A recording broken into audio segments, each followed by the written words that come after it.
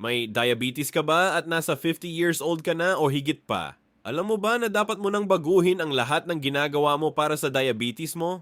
Comment, oo kung ikaw to. Kasi pagdating mo sa 50, iba na ang katawan mo. Una, ang blood sugar target mo dapat mas mataas na kumpara sa mga bata.